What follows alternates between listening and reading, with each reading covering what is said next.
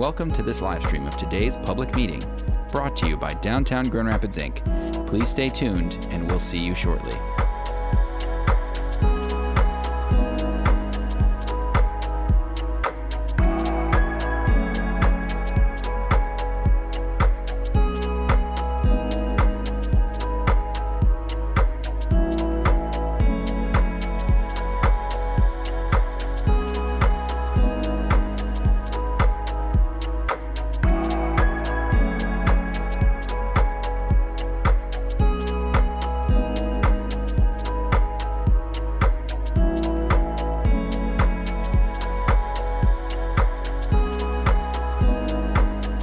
Hello, and welcome to this live stream of today's public meeting, brought to you by Downtown Grand Rapids, Inc. Please stay tuned, and we'll see you shortly.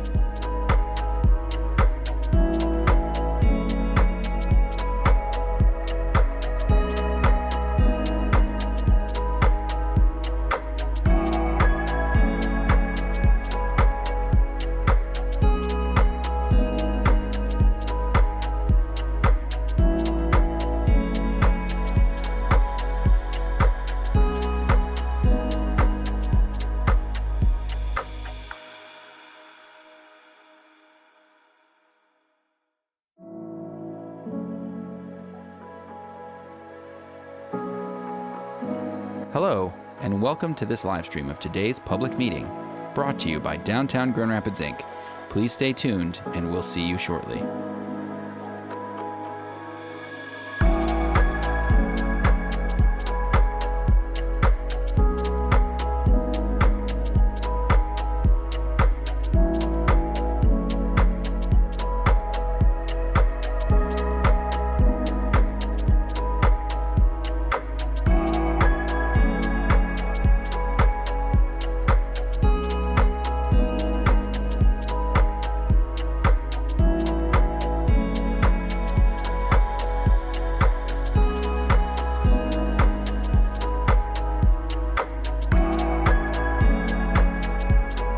Hello, and welcome to this live stream of today's public meeting, brought to you by Downtown Grand Rapids, Inc. Please stay tuned, and we'll see you shortly.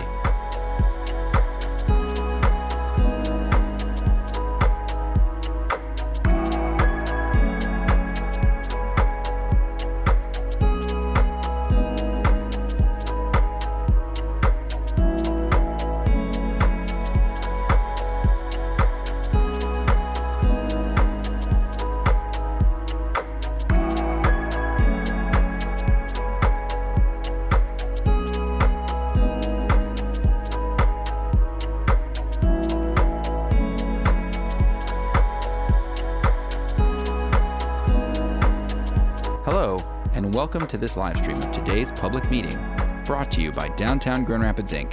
Please stay tuned, and we'll see you shortly.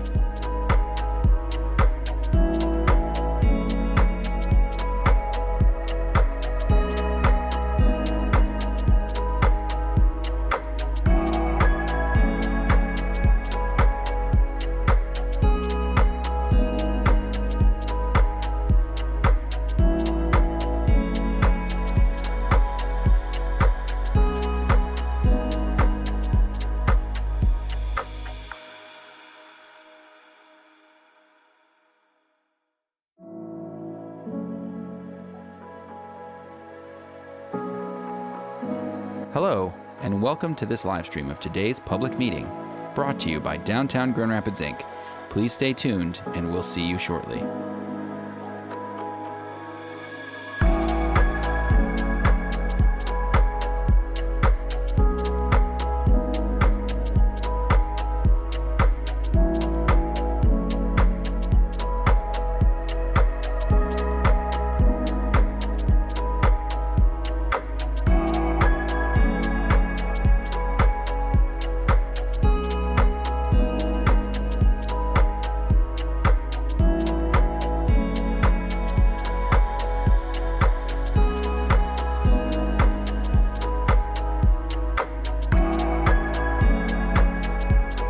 Hello, and welcome to this live stream of today's public meeting, brought to you by Downtown Grand Rapids, Inc. Please stay tuned, and we'll see you shortly.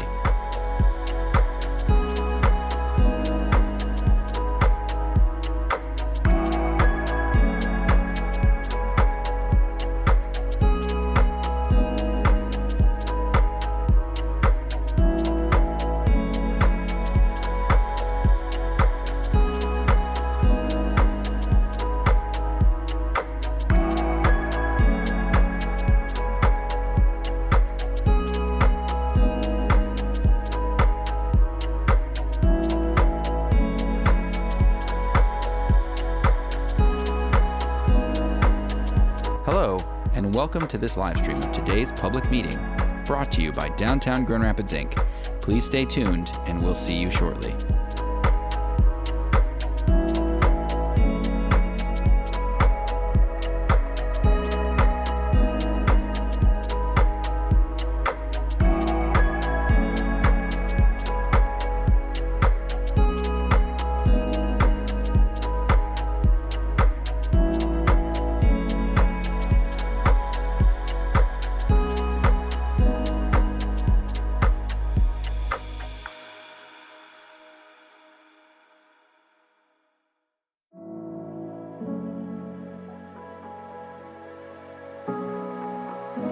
Hello, and welcome to this live stream of today's public meeting, brought to you by Downtown Grand Rapids, Inc. Please stay tuned, and we'll see you shortly.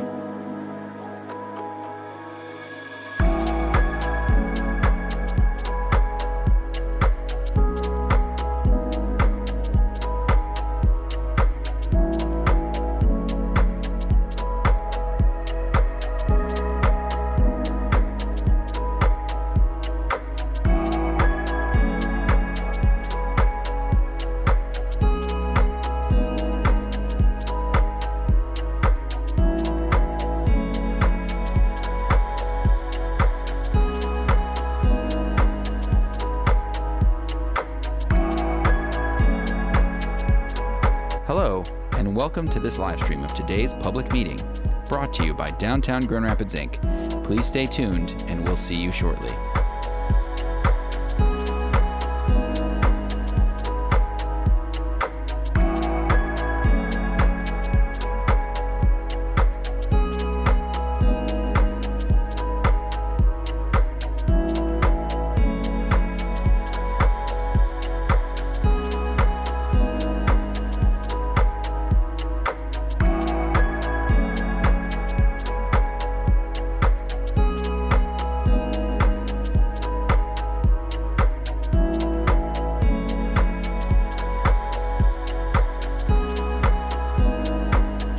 Hello, and welcome to this live stream of today's public meeting, brought to you by Downtown Grand Rapids, Inc.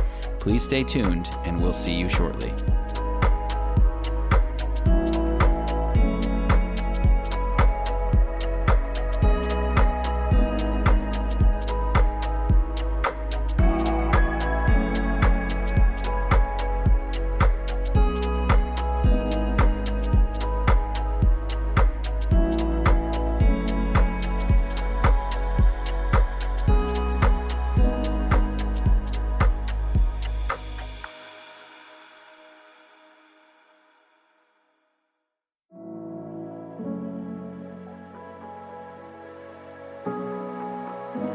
Hello, and welcome to this live stream of today's public meeting, brought to you by Downtown Grand Rapids, Inc.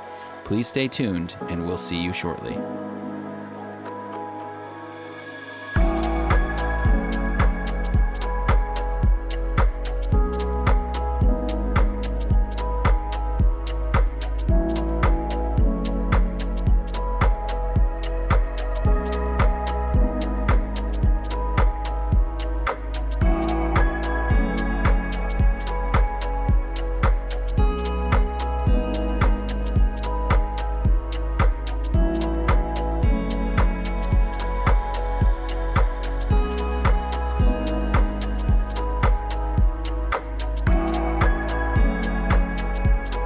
Hello, and welcome to this live stream of today's public meeting, brought to you by Downtown Grand Rapids, Inc.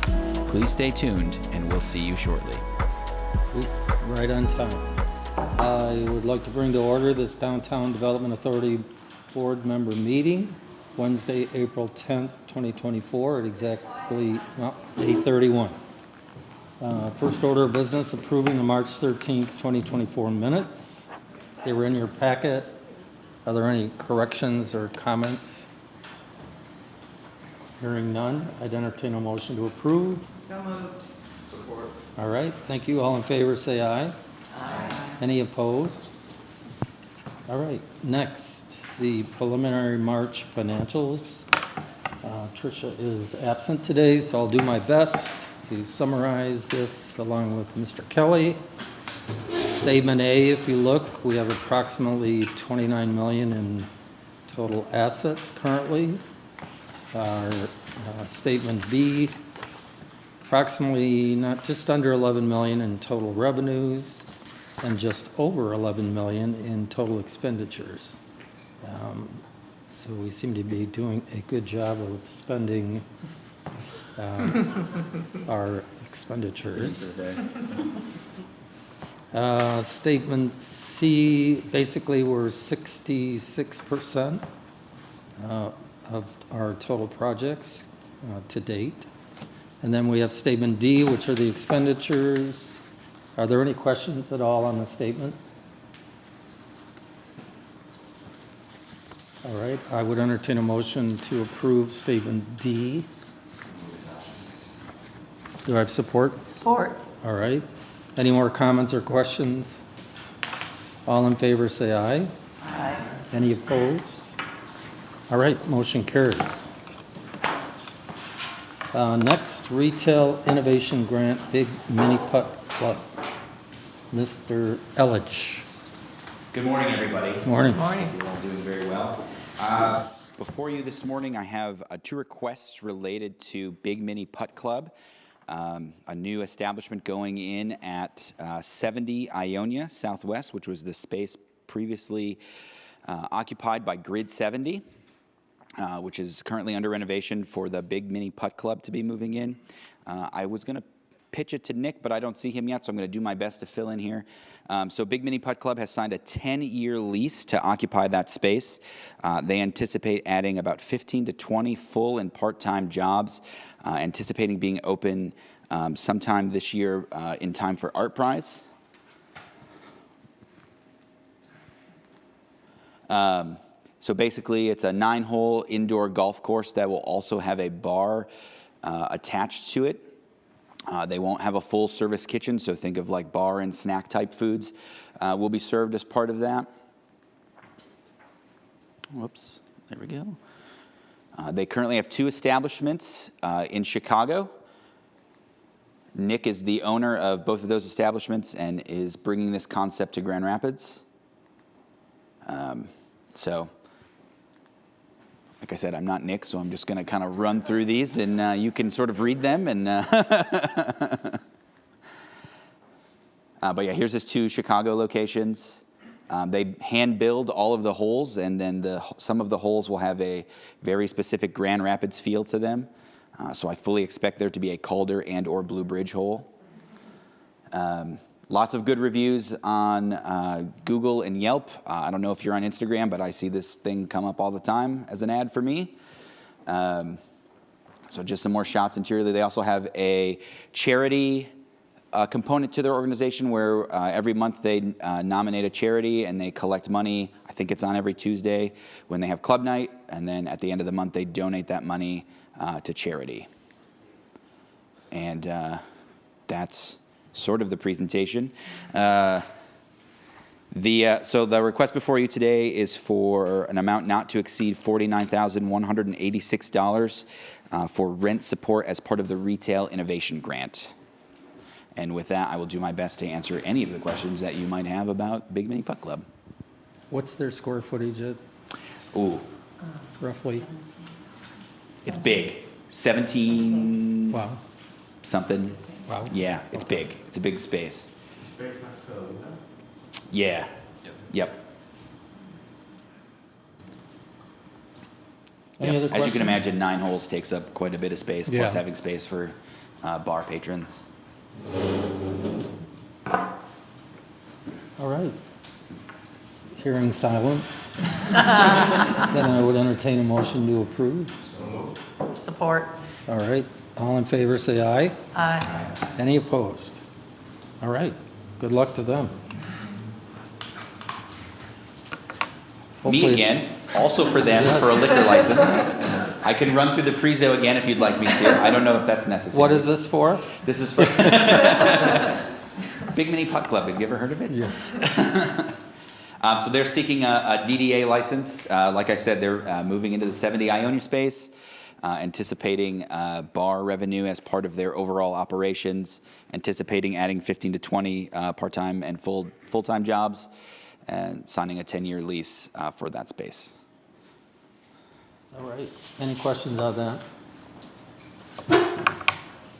We are recommending the city is the one that actually issues a license, right? The state. Ultimately, the state. Yeah, the state ultimately Yeah. issues it, but the commission has to advance it to the state. Yep. Any other questions?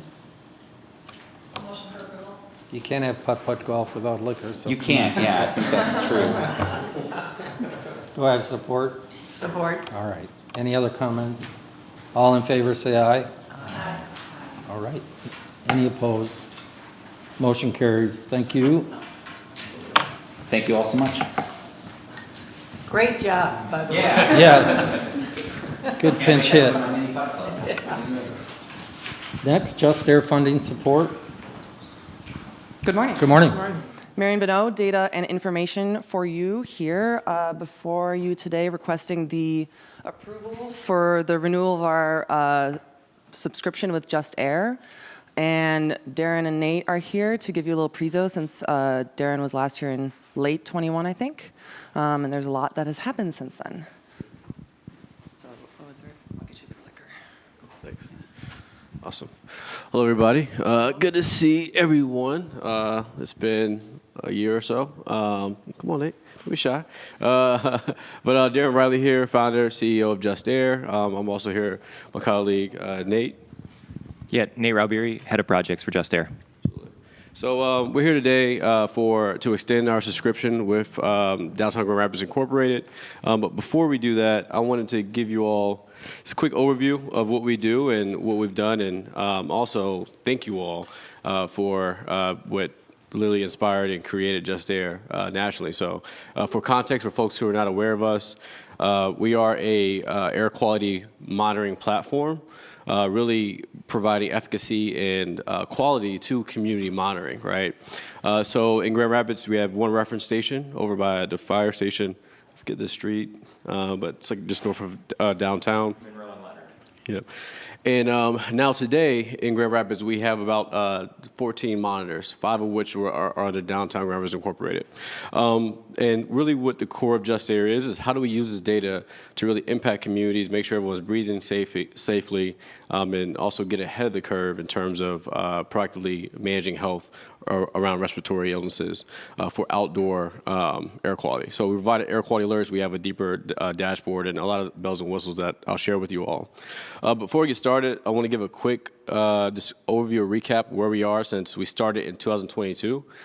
We had 5 monitors that started here in this very room. They got approved. Without that approval, I don't know where Just Air would be. And now we're about to hit 200 monitors at the end of this month nationwide. So literally this very room, this board approved, our first contract that allow us to support many states and many communities. We've since grown our team. It was just me, and now we have 7 folks. Grand Rapids has a very own Nate, our superstar of the team, head of partnerships. And we've done a lot of community engagement. One thing I'll highlight here on the right is one of our partnerships in 49507 zip code, where we have 7 monitors stationed from a grant from Google. That is one of the leading community air quality monitoring projects in the nation. We presented at a national air quality conference for the EPA. And basically we did something last year that people are planning to do now. So just wanted to share that with Grand Rapids, and the work that we've done in this community is really cutting edge and leading a lot of the nationwide efforts around community air quality monitoring. More a little bit about what we do. We deploy monitors in the field. We hire from the community, make sure that we are providing well above average working wage, all to provide accessible information, making that air quality data more accessible, more approximate to your location, but also using that to inspire entities such as DGRI and other communities to really inspire change. Awesome team that you see here. Really, this led with a strong, very diverse team. Jim Meeks, very own Grand Rapids, helped start this organization, a good mentor and also investor of mine. But also we have Nate here in Grand Rapids as well. Yeah, we're really kind of growing. Just to show our footprint in Michigan, we're in Detroit. Wayne County is one of our largest projects, where we're actually deploying 100 monitors throughout Wayne County for 3 years. We also built a new invention where we have connected inhalers for folks who have asthma. I have it on me. I thought it did. Just like this, where I pull my exacerbation, I can track all the pollutants when I actually drew my inhaler. So that's a really innovative project that we're deploying in Wayne County. Over 500 of these connected inhalers with mobile devices. We're also in Colorado, Connecticut, East Bend, Cherokee, which I'm very proud of, working with tribal communities in Illinois, some of our Midwest neighbors, and also in many states from the west side to the south, cities from the west side of the state to the southeast side. And our product is redefined. So what we're known for is our public-facing dashboard, but they're actually a little bit more bells and whistles. Public dashboard is what everyone knows us as. You can go on right now, Just Air app. Sorry that the coloring is a little bit off, but there's a map behind there. We probably need a dark view. But you can get real-time data literally today, see the monitors that are in downtown Grand Rapids. You also will see the pollutant that is driving that issue, so particulate matter, NO2, whatever we're measuring. You receive alerts, not only when things are bad or when things are good, but also context into what could be contributing to those factors and also what to do about it. But our real bread and butter is really our quality assurance and quality control, not to check a box, but really to make sure we have trusted data for our partners.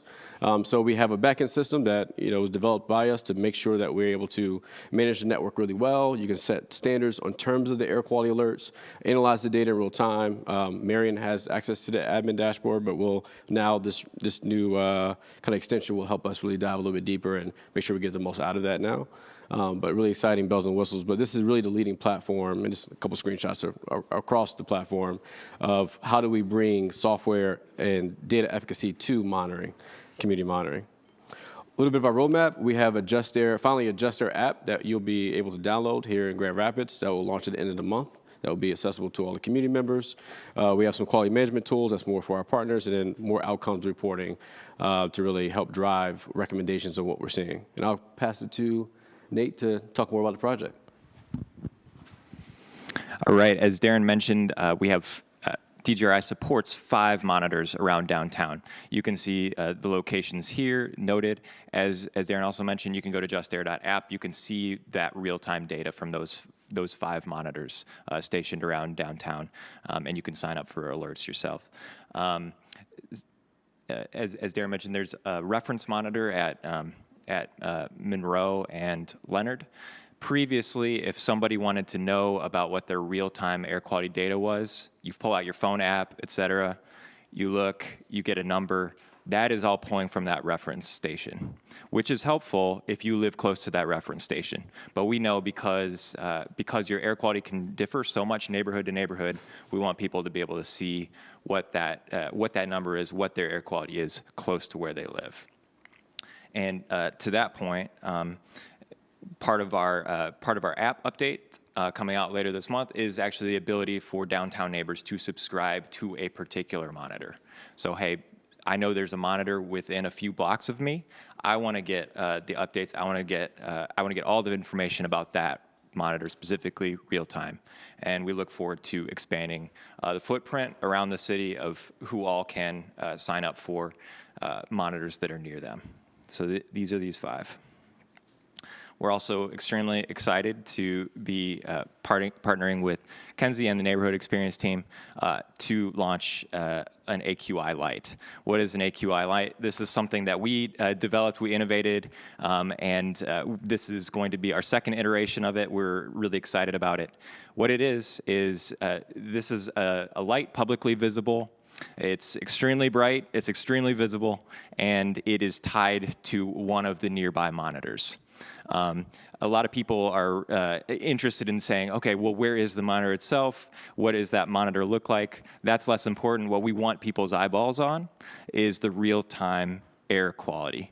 And this is what that light indicates, using kind of the EPA gradient. Some of us got familiar with that more than we had to, or had been before last summer with last summer's wildfire smoke events. But yeah, green, yellow, on down.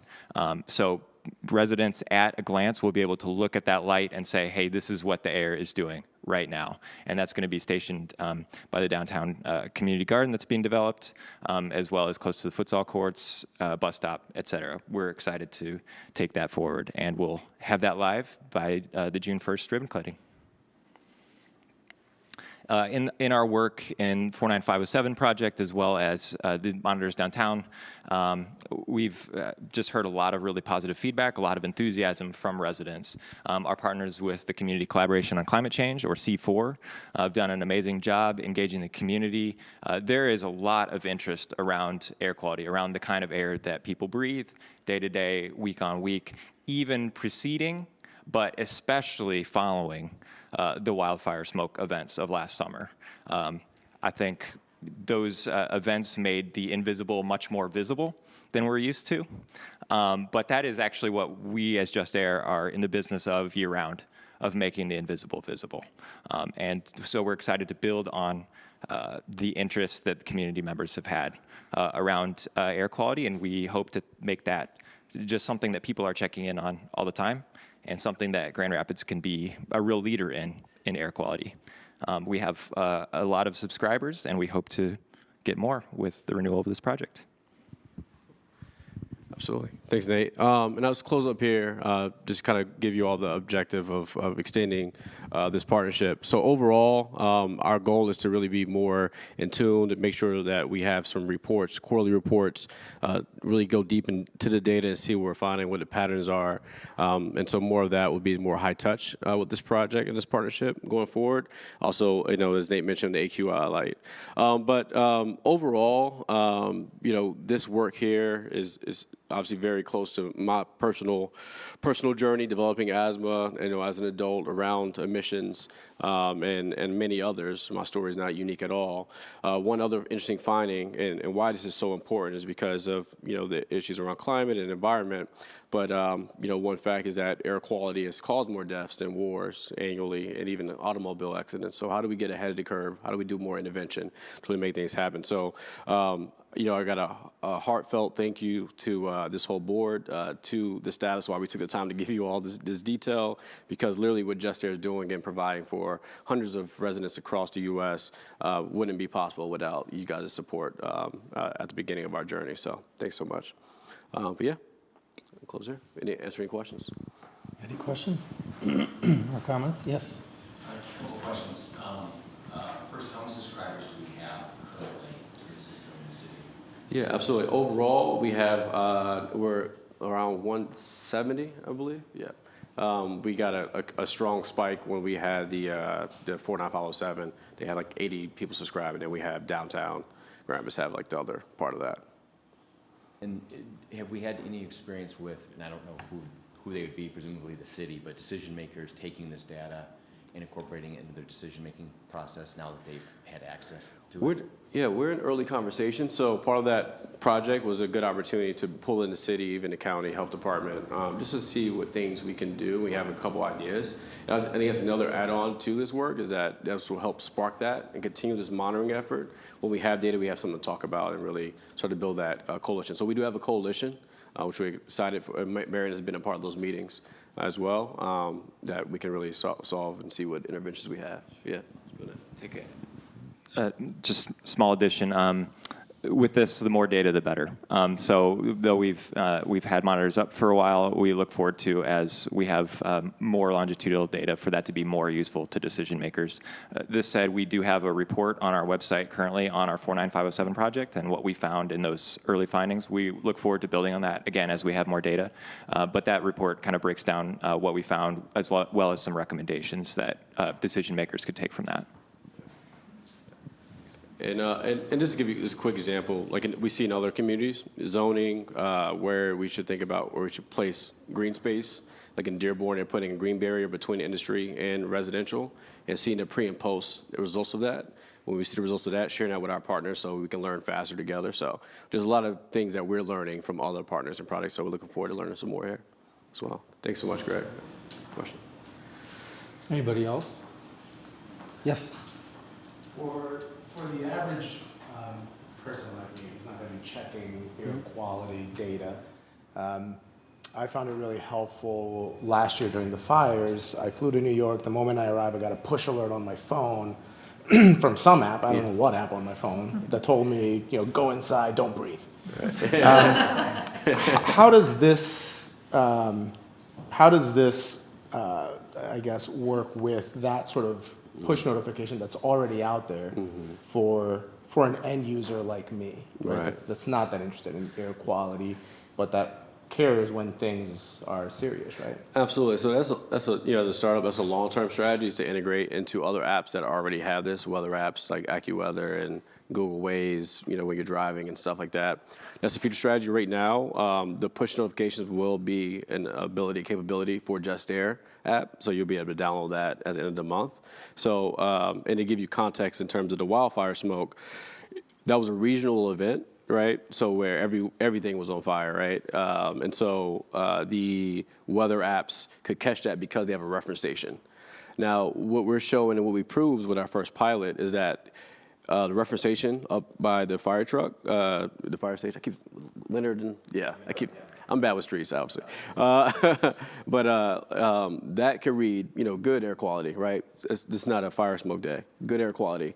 Meanwhile, outside your house, imagine there's 5 school buses lined up, idling, and you're breathing in the NO2, but on your phone it says good air quality. So by having this disbursement and having our infrastructure, you have more proximate data and more likely to have more relevant data to you. But our future, to your point, is to integrate with those people who already have eyeballs, where we can plug and play rather than trying to pull everybody to advertise our app, right? So we're getting there, but right now we'll have that capability for our push notifications in our app at the end of the month.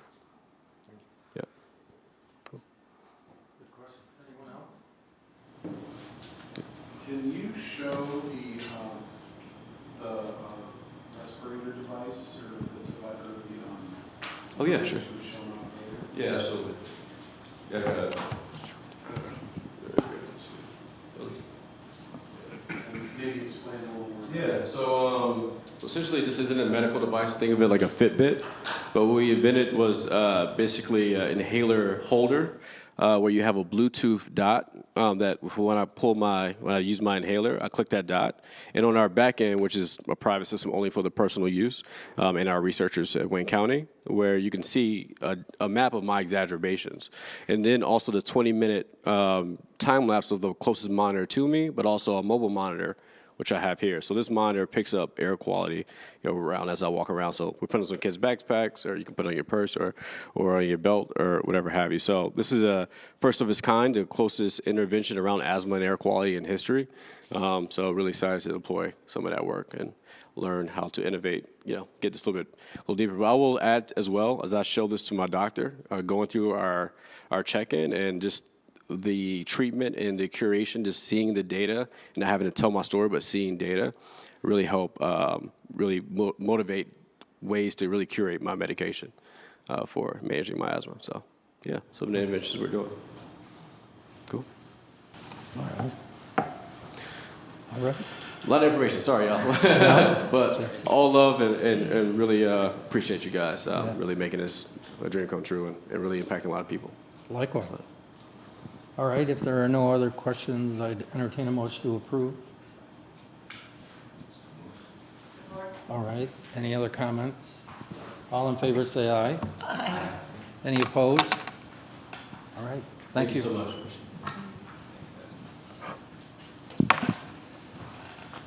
Okay, next is a minor item. I believe Mr. Kelly, you're going to take this one. Yeah, this will kind of be a team effort, but I'll kick it off, and then staff will come up and kind of give a rundown of projects. So request this morning is for you all to recommend the fiscal year 25 budget to the City Commission as we are in budget season. So quick reminder on our schedule, we'll be at City Commission on May 7, so both DDA and Tifa are being asked to recommend budgets today. Quick reminder, a lot of this stuff I think is known to all of you, but just to level set us for the morning, we're 8.5 years now into our 10-year plan. So much of what you'll see and that's included in the 5-year priority plan are things that we've been working on for several years. A lot of the big capital projects are moving along, which is great, but we need to make sure that we're continuing to account for them and able to push them to the finish line. So along with that, our events and activation, as well as neighborhood and business support, our programs that we've had in place for years. Details will get finalized throughout the year, but nonetheless, we know that those are priorities for us and for downtown, and so we'll continue to find funding to move those initiatives along. High-level overview of expenditures and some highlights. 11 million in budgeted expenditures for projects, over 100 programs, projects and initiatives. For the discretionary funding, all of those are going toward GR Forward initiatives. In context of the goals, this is what you see here. A lot, almost half going into public space and events and activation. Interesting to point out on the river, obviously the river remains and continues to be a priority and will be for years to come. Because of the $55 million DNR state grant, we are able to shift some of the capital burden from the DDA over to that grant, which is being administered through DGRI.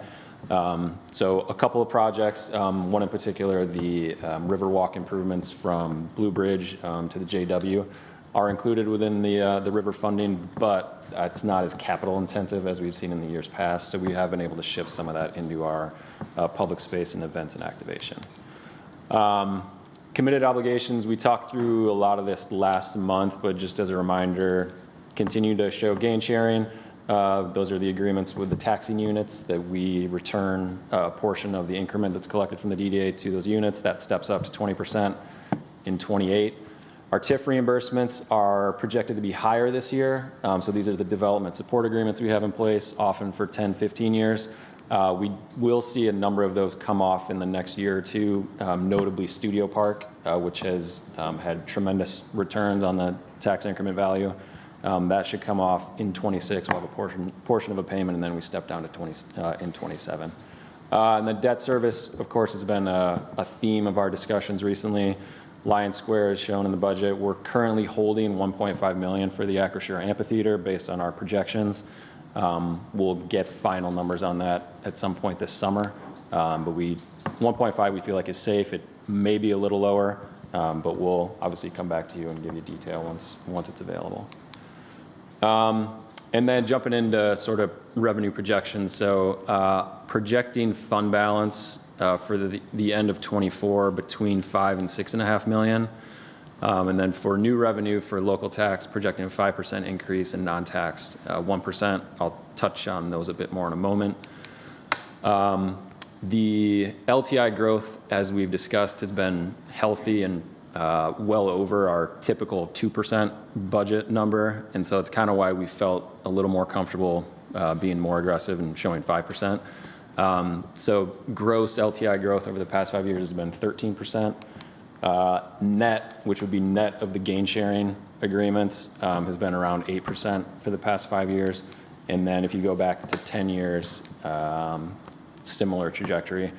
Pointing out these flat lines here when gain sharing kicked in. So started at 10%, then jumped to 15%. So that's where the flat line comes in. If you gross that out, then we've been steadily improving, which I think, again, is why we've felt comfortable showing a 5% increase for the year ahead. I will point out, be in the out years in your priority plan. So starting in 27, we show a 2.5% growth just with uncertainty and not wanting to be overly aggressive. But again, for the year ahead, 5%. Projection on the NTI side, this is primarily our parking revenue. And so want to be conservative. The city, I'll point out, is in discussions, and there's potentially a recommendation in the city commission budget to increase monthly rates. We don't yet know if that will be included or if it will be approved. So we've kind of kept it flat, 1% projection in NTI for growth. You'll see what that translates to for parking revenue, just under 700,000. So that number may change. The other thing that could change that is if there's any land sales that occur. So in the past, in these big spikes on the prior graph, these are land transactions where the DDA is selling land. That may occur this year based on soccer stadium conversations. We'll see where those things go. But at this point, we didn't include that in the budget. That's the quick rundown that I have for expenditures, revenue at a high level. Staff will come up now and give you a rundown of some of the projects we're planning on for the year ahead, and then we're happy to take any questions or hear any discussion. Catherine is up first. So starting with goal 1, creating a connected and equitable river corridor. These are major capital projects that you all have seen many times before, and as Tim mentioned, moving these projects through the planning, design, and construction phase to accomplish the goals set out in GR Forward. Last year's budget, for example, included design funds for the public museum, and we're seeing that now under construction and well underway. This year's proposed budget includes construction funds for Lion Square, which is also well underway and on track to be finished later this year, which we're very excited about. Also includes construction funds for River Edge restoration from the Blue Bridge to JW Marriott, as Tim mentioned. That project would be bid later this spring and would start construction based on tracking the river levels later this summer and fall. And then also not included in FY25 budget, but continuing to project out to future years, our support for the Grand River restoration and Grand Rapids Whitewater projects. That is also a key element of this goal 1. Other river corridor projects that we've been talking about, as Tim mentioned, have been shifted largely towards the Greenway Fund that we secured through the state and leveraged with a lot of other local partners. So the next few years will be very exciting along our river edge as a lot of work is underway to, again, accomplish this vision. And then lastly, also a key element of this goal that is a small part of the proposed budget is including river governance and support for the ongoing coordination and collaboration for all of our river corridor partners being managed through the Grand River Network. You'll see a very small line item here, but a lot of those funds are also shifting towards the Greenway Fund as well as local foundations as we continue to start up that organization and continue this great momentum that we're seeing in our community. I believe that's it. I know you all are familiar with these projects, but I'm happy to take any questions at this time. Any questions? We're proud to say that Lion Square started in our lifetime.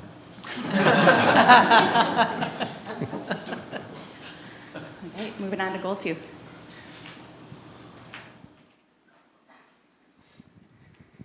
Good morning, everyone. My name is Kenzie Channing, Manager of Neighbor Experience. And the budget ask for FY25 is really just a continuation of the great things that we're doing for Goal 2. So just to review a few things in the past year, the Perks card was launched in July. This is a discount opportunity for folks who live downtown to get in the door of local businesses and support our storefronts along well, really all over the neighborhood. We have 56 business partners, and the cards have been sent to 5,000 neighbors by mail, and then we're always getting email requests and people walking through the door to pick up their Perks card when they move in. We've really diversified the number of event offerings. In the past year, we had over 650 people attend 36 events that we hosted.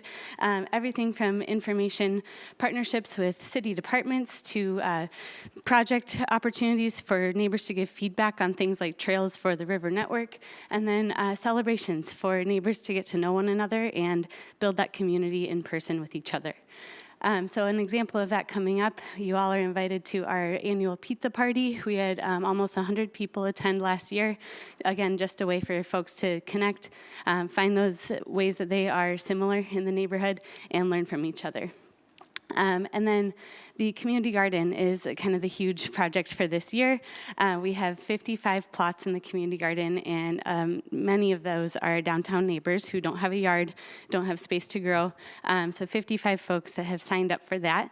And we will kick that off with building the beds themselves in May, and then you all are invited to the ribbon cutting on June 1st. So we'll send you a save the date. We'd love to see you there to really make the community garden a opportunity, not just for the neighborhood, but for anyone downtown to have a green space and learning opportunity to build community in. That's all I have. That's great. Any questions? Any questions? Good work. Thanks. Thank you. Good morning. So goal 3, This is our 21st century mobility strategy. Many of these projects are oftentimes coordinated through the city of Grand Rapids and in particular Mobile GR, so there's a lot of collaboration that goes on. As you may remember, last year the DDA authorized funding support for the design of a series of pedestrian safety projects. Those were at Bridge and Winter, and then along Jefferson near the State Street intersection where the public museum or the museum school is. And then also some that one intersection at Trowbridge and Monroe in Monroe North. So those have been going through the process of design, and we anticipate that during fiscal year 25 that we will be bidding those out and implementing them at these various locations. So there is funding included in Goal 3 for those various places in the city to improve the pedestrian safety. Oftentimes that's through a rapid flashing beacon, but also changing the geometry of the street, in particular at the Jefferson and State intersection, where we will be doing bulb outs and changing that sidewalk and street configuration so that the distance is shorter and safer for the many people who cross at that intersection. We are also anticipating that Mobile GR will be moving forward with getting their bicycle action plan implemented further, in particular in the downtown area. So the city has put in budgetary money for their budget this year to begin that implementation. And that really what that amounts to is taking a lot of the concepts that were in that plan and moving them into a 90% design situation so that they're much easier to start to peel off when we want to build them. So this will take a lot of those projects or most of those projects and move them forward so that they're basically what we would say shovel ready once that funding is available. And then obviously there's some carryover things that this line item funds. That's the dash support that the DDA provides. And then also always keeping in mind that we're looking at opportunities to put in new furnishings. You can see, like, obviously the trash receptacles that we've done throughout the city, in the downtown, and then benches obviously are always being updated and placed in various locations. And then the last item is the wayfinding implementation. So as you know, we've done a great deal of wayfinding installations over the course of the last year. I think we're winding down into some of the later phases of that, but obviously still implementing that as we go. So that's kind of the high-level overview of the items that Goal 3 will be handling this year. Great. Comments, questions? All right. Thank you, Mark. Thank you.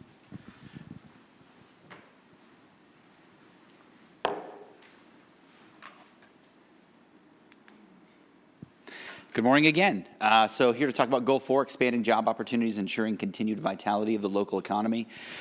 So not a huge difference from the budget slide that we put together last year, but just want to run through some of the highlights. So starting in the top row here, so continuing to provide support to the local business associations for organizing, continuing to help them pull together the businesses in their area and just continue to talk about the things that are their challenges and the things that are making them successful. Kind of moving to the middle, talking about the pop-up retail and incubator support and retail innovation grants. So last year we did a pretty significant work retooling a lot of our grant programs, added some new grant programs, added some different language around the retail innovation grant, continuing with those programs, making a few additional tweaks, hoping to roll out maybe 1 or 2 additional pilot grants this year that we're going to test out some other things. Continuing with those grant programs that I think businesses find incredibly valuable and have been really good tools for us to attract and retain businesses here in downtown. Continuing with our supporting of workforce engagement through the Relax at Rosa series by programming downtown lunch hour on Thursdays, bringing in bands and food trucks, encouraging primarily workers, but really anybody who's around to come and participate in that activation. It's been a great activation that's been going on for a few years now and continues to just be an amazing activation of downtown and Rosa Parks. And I believe there's an announcement coming about that next week. So look forward to that. Continuing with our comms and marketing efforts. So doing things, small things like that you see in the bottom here, like the Mark Your Calendars, providing assets to businesses so that they can pass them out to their customers to encourage folks to come back for all of the great events that we have in downtown, as well as just continuing to find touch points for those customers. The newsletter is part of those communication efforts. And then really, over the last year, really dialed in our sort of broader marketing efforts for retail. So we did a pretty big Shop Small Saturday for Small Business Saturday. Last year, we also continued to support the Third Thursday efforts by supporting their marketing efforts through both billboards and digital advertising, and we're looking at some different ways to continue to support that and diversify those marketing efforts this coming year. Continuing with our data, maintaining our data repertoire, as it were, so continuing with CoStar and Placer AI. Those are invaluable tools for us to build the Vitals report that you guys get every single month, as well as a big annual report we're working on right now. And so just continuing with those tools and pulling in the data that we have, and then continuing our partnerships with the Chamber, People First Economy, and again, Third Thursdays. Those are all valuable partnerships to us with the Retail Attraction Specialist. We've done a lot of work with People First Economy in the last year, and we just renewed our partnership with them for this year. We partner with them for a lot of educational materials and to also for advertising to other businesses that may be looking into downtown. And then, like I said, the Third Thursday Retail Group that's been doing a lot of work organizing sort of a late night retail event. The third Thursday of the month, we've been helping with organizing and marketing of that. That's a pretty quick run through of everything. I'm happy to entertain any questions anybody has. Anything? No? Sounds good. Thank you. Thank you.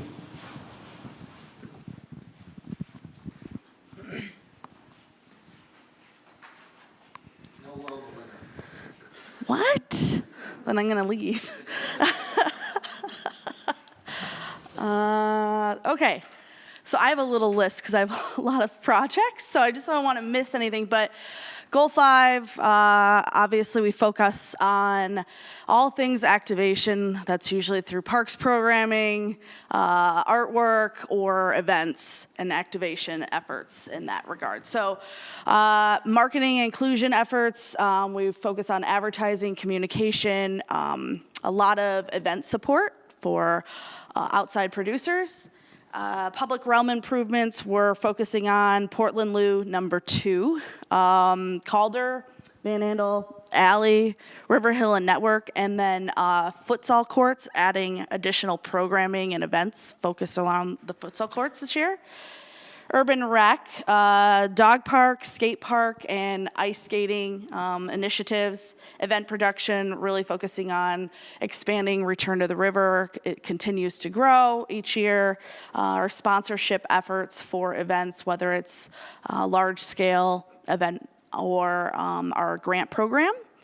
Our World of Winter, of course, and then our event management program, continuing efforts with the City of Grand Rapids through the Office of Special Events to train new emerging event organizers and seasoned event organizers as things continue to change in the city through permitting and processes to kind of keep them up to speed on what those changes are. Also, public space activation is focusing on murals such as the Heartside Historic Mural Program that we have, among many others, maintenance. Our projection series that we're hoping to continue to expand on, especially with the completion of Lions Square.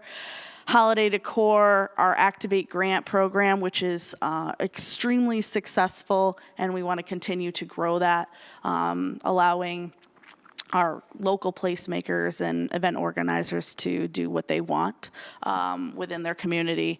And our Women's Way program, winter activation, and our pop-up performers. And that's pretty much a quick run through of Goal 5, but happy to answer any questions that you guys have. Any questions? Don't get me wrong, I love World of Winter. It's just... Lies. No, we're into spring. I know. Any questions, comments? All right. Thank you. Yes.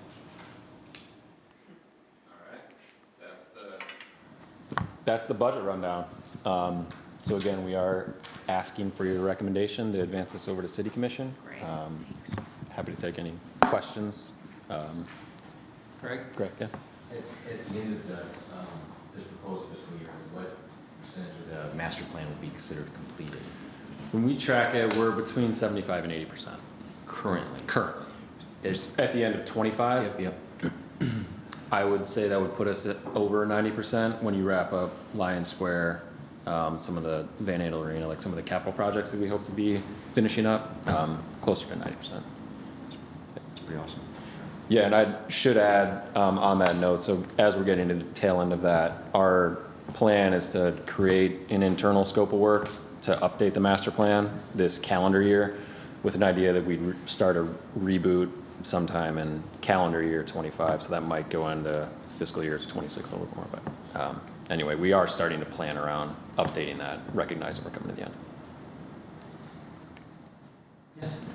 Tim, in my school board life, fund balance is always a hot topic, and we have policy around how far we're willing to drift. Do we have a fund balance policy? We do. So we talked through it a little bit. I believe it was last fiscal year, and the target, and you'll see that reflected in the plan, is $2 million in the local tax and $1 million in non-tax. Great. So less of a percentage and more of an actual dollar. Yeah, dollar figure. Yep. Okay, thanks. Yeah, but you're right. It's always a hot topic and a balancing act. Anything else? All right, 90% is an A. A minus. A minus. We got a little more to do. More work to do, but yeah, we I are getting would close. love a motion to approve a recommendation to the City Commission on the budget. So moved. Support. All right. Any other comments? All in favor, say aye. Aye. Any opposed? All right, Mr. Kelly, motion carries. Thank you, and thank you to the team who did a ton of work over the past several months to help pull all that together. So, thank you all. All right, Executive Director report. Just a couple of highlights that weren't covered in budget discussion. Washed out slide here, but we are still marching through our DDA TIF plan amendment. I was at City Commission yesterday for a public hearing. We had no comments, so that'll now advance hopefully for approval later this month, if not into the May, right? Yeah. So anyway, that process is marching along, and we're set up well to have it approved shortly. Couple of RFPs on the streets to notify you about. Catherine, I think, mentioned this, but our public art RFP, which is looking at coordinating and creating a cohesive, comprehensive vision for art placement and sculptures along the river corridor. This is a component of GR Forward, and so there's a lot of work going on to bring that along. We have requested, I think we had about 15 to 20 proposals come in, and so they're being reviewed and should have recommendation for you all, if not in May, then in the summer. In addition, World of Winter, I know we're not talking about it, but that RFP is also out for the large art installations for the year ahead. Our team, as soon as the one event wraps up, starts planning for the next one, so that is well underway. We cut the ribbon on a new retail space for Grand Valley State in March. So this is the Laker store located within the Graham. We were excited to welcome Grand Valley over to this side of the river and welcome their growth and expansion. A couple of new pictures of Lion Square just to show you how cool it's looking. You can start to see the overlook really take shape here over the river, and this is them pouring concrete. So we'll keep sharing those photos, and again, we expect that'll be done at the end of the calendar year, and then we'll go back and do some new plannings this time next year.